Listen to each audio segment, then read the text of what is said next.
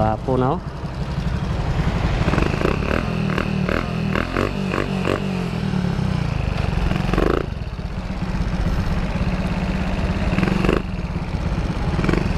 Murag nanay power.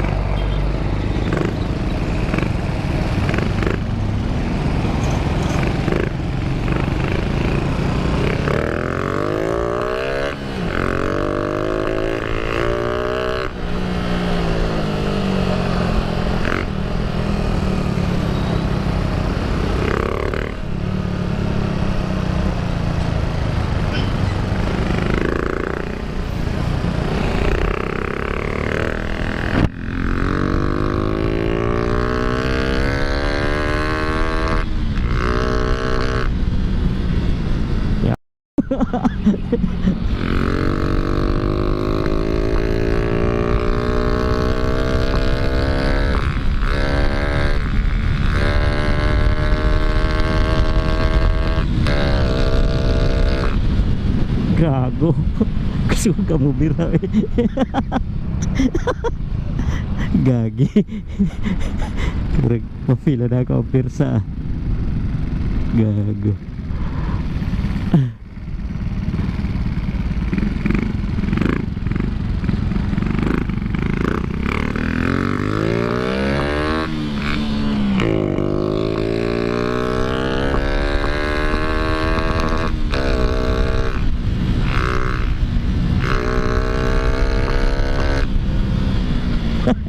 Gagi. Pawira eh.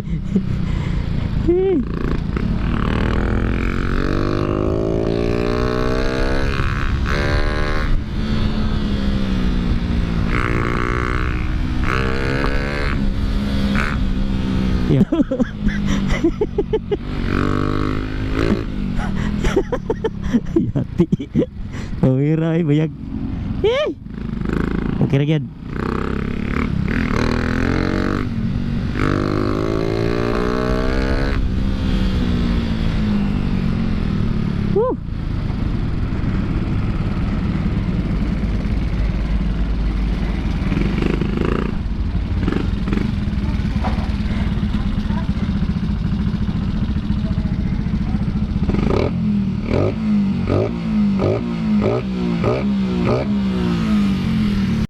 So yan mga bay, ito na po yung finished product sa ating 30mm na throttle body.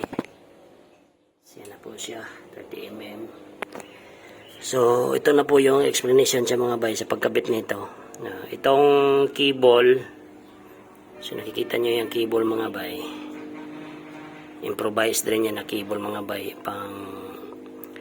pang ano tong motor.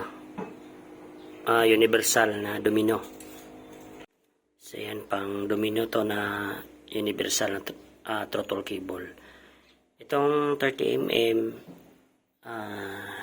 daming mga improvised dito. So kung maglagay pala kayo dito mga bay, dapat nakaseal talaga to.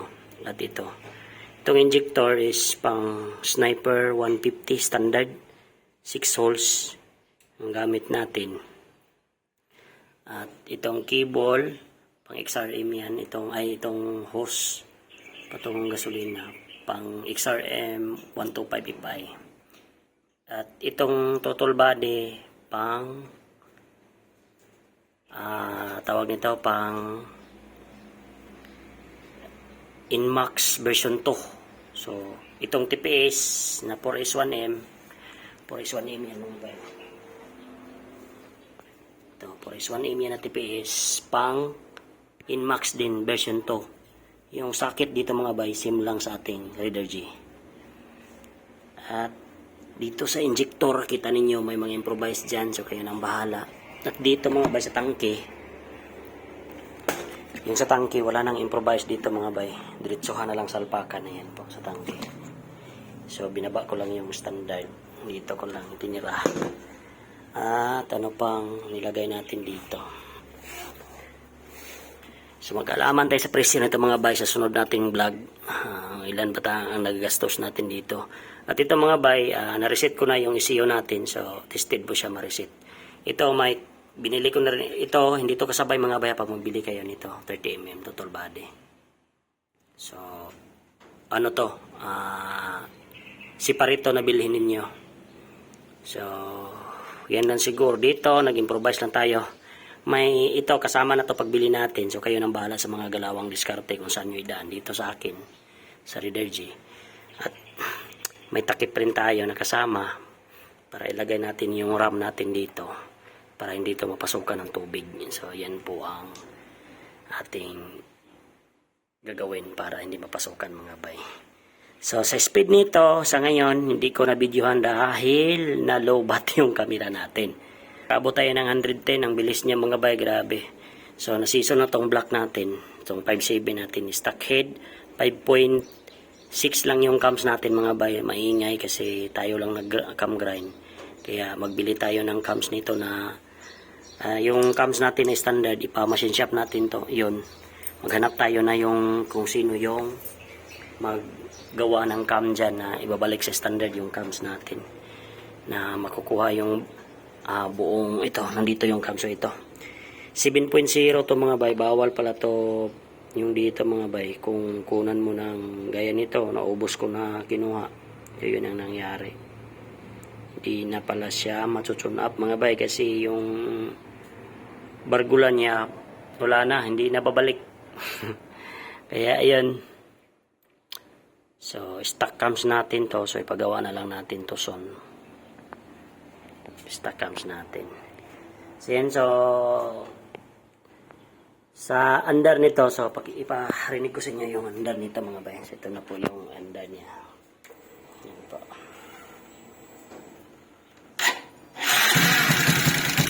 Ayan po. Ayan po ang kanyang minor. So medyo minor siya.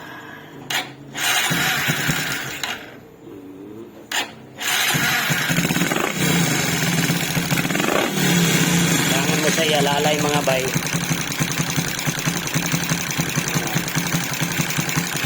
Ayan po kanyang minor. Ayan po. So, wala na po siyang tinatawag na yung matukan yung speed niya. Yung tawag tayo ng mga bay.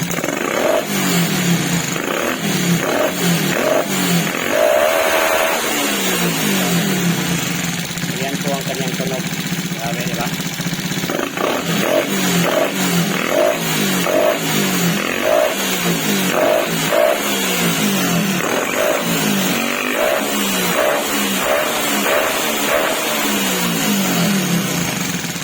Yan po ang kanyang tunog mga bay.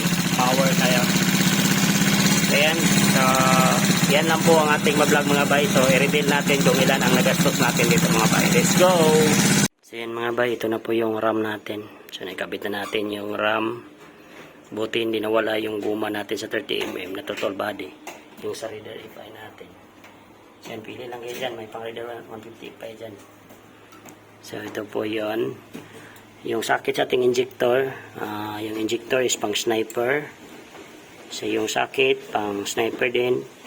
At dito may ang color dito mga bay, kayo na lang magtugma kasi may orange at saka black. Ang sa atin is orange at saka green. Yung sa sniper orange at saka blue. So goods na yan. So ito na po yung finished product. So abang-abang natin yung ano nito mga bay, top speed. So ito kulang nito mga bay, isiyo na lang para matso natin to ng maayos. So ito lagyan natin ng tawag nito ganyan mga bay, para hindi mapasokan ng tubig. So may clip naman siya. Alam kong hindi papasok yung tubig, pero diniskartehan lang natin yun para hindi pag mabasa sa tubig, diretso na lang dito. At may screen na yan mga bayo. Nilagyan natin ng screen yan. Ayan, may screen na. Okay. Ayan. Dito, nakahanap tayo ng screen. Kaya, ito po. So, i-keep natin yan kasi baka masira to. Pwede natin palitan. So, ayan na po mga bay. So, let's go.